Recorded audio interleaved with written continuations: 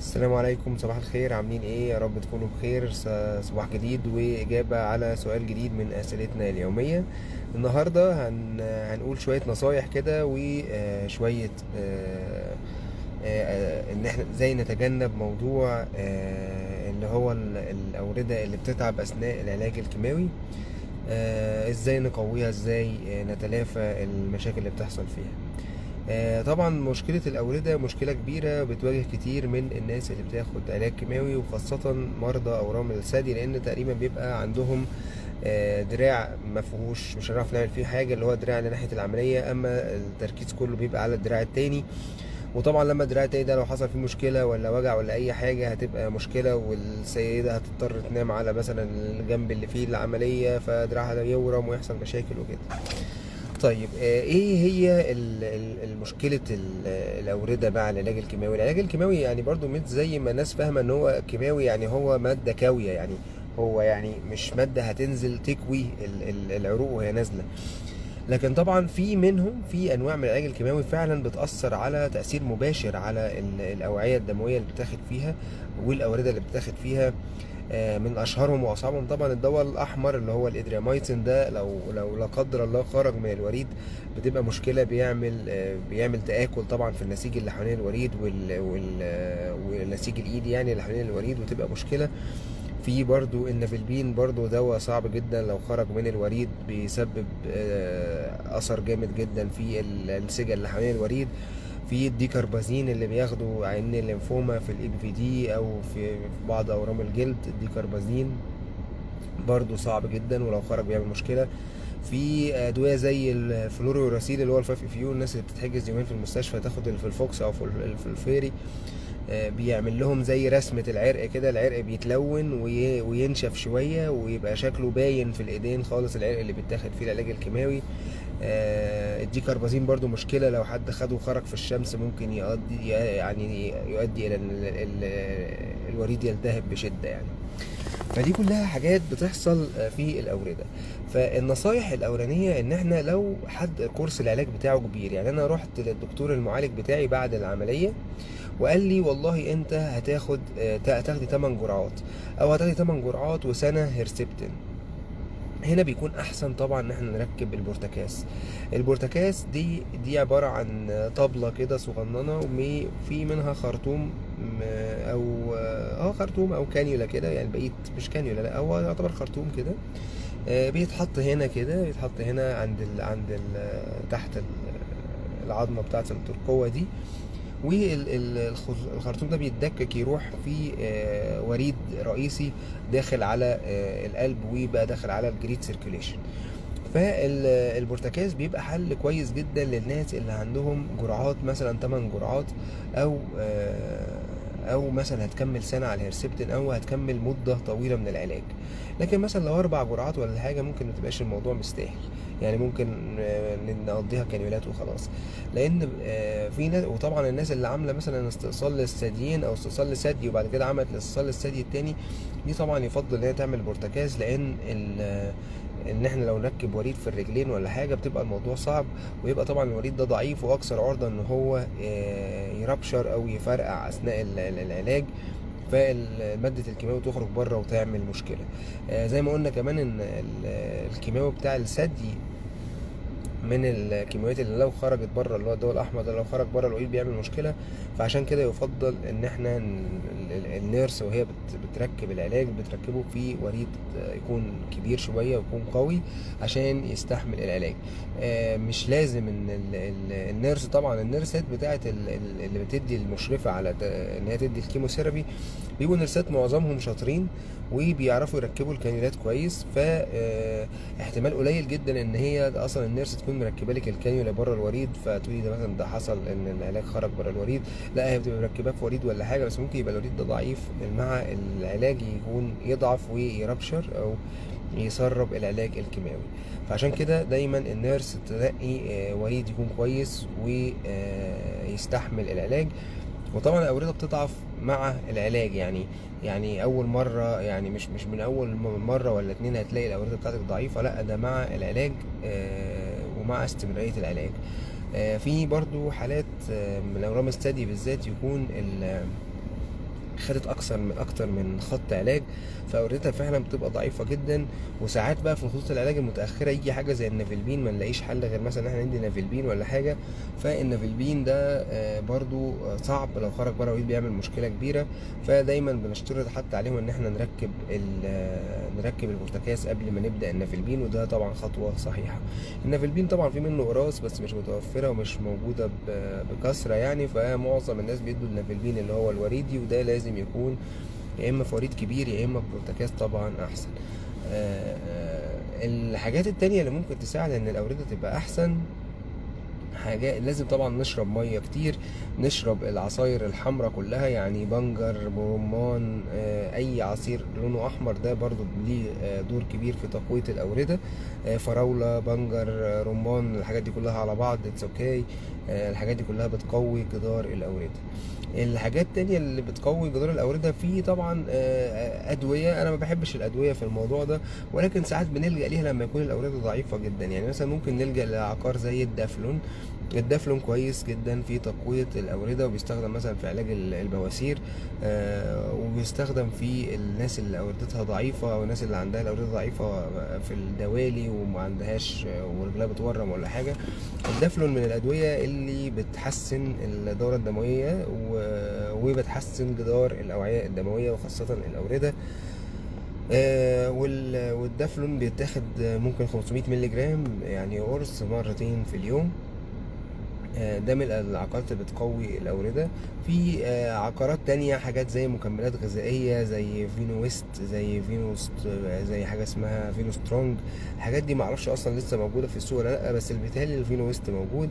الحاجات دي فيها حاجات شبه برضو الحاجات اللي موجودة في الدافلون، وبرضو بتقوي الأوعية الدموية، وبتساعد برضو ان هي الجدار الاوعية الدموي خاصة الفينز اللي هي الاوردة تبقى كويسة.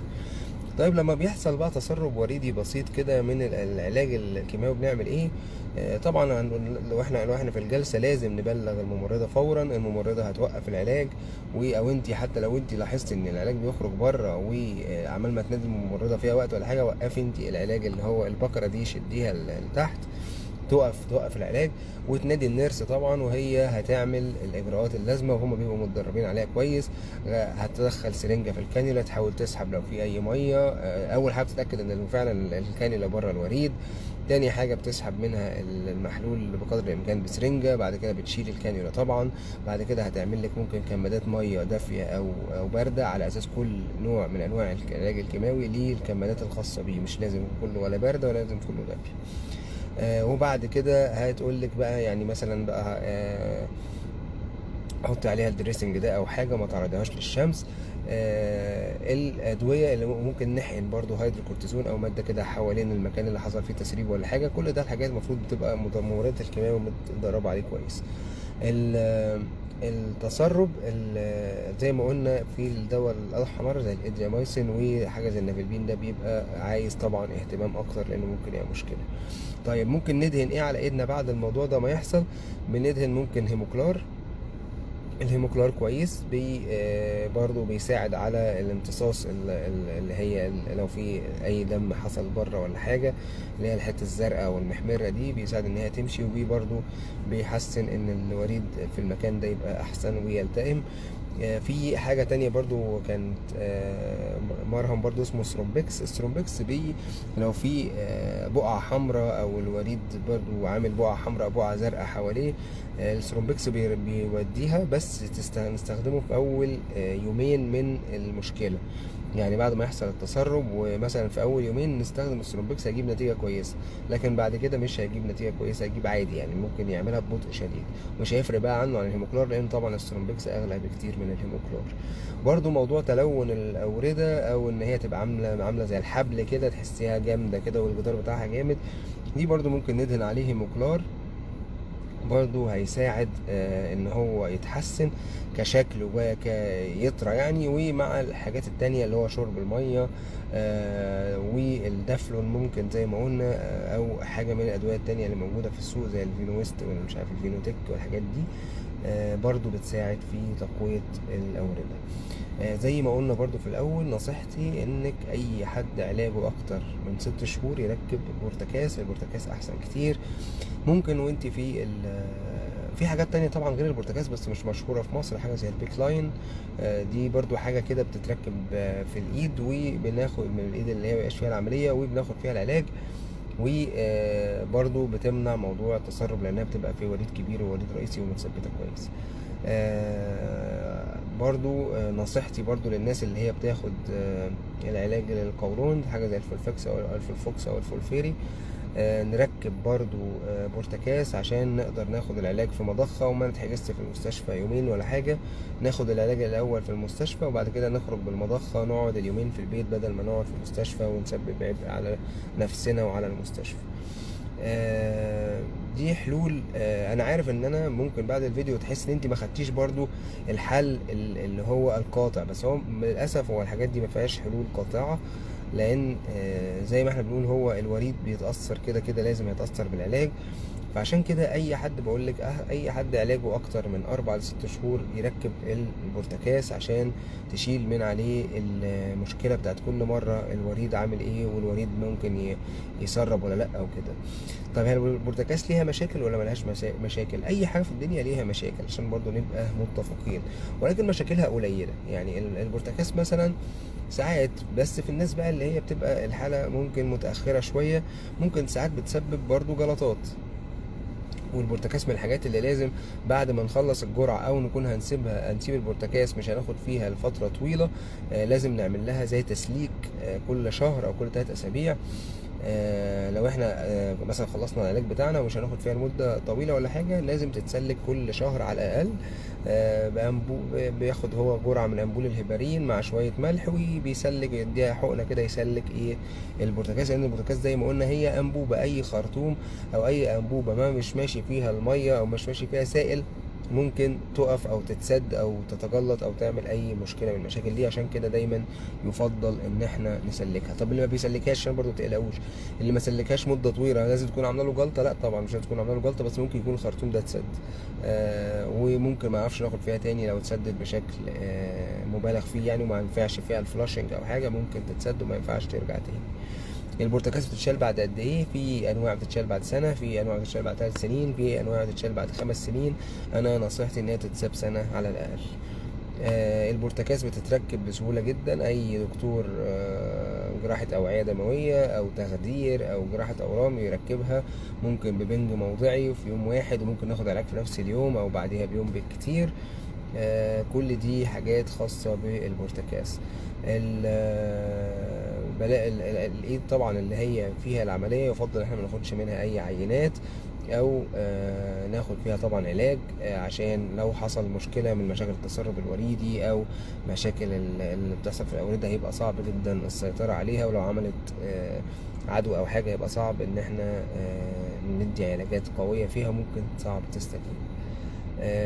كده خلاص يبقى نلخص الموضوع.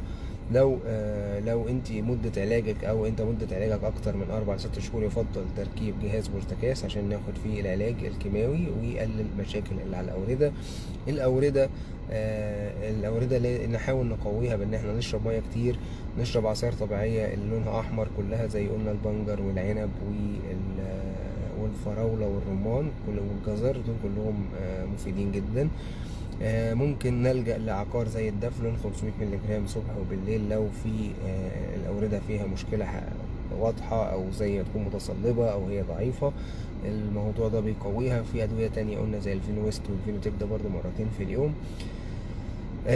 ونشرب مية كتير طبعا، نصيحة اللي محدش بيعملها خالص مننا. فإن شاء الله تبقى أحسن وتستفيدوا إن شاء الله بالنصائح دي وتطبقوها، وأشوفكم على خير إن شاء الله في حلقة جديدة. باي باي.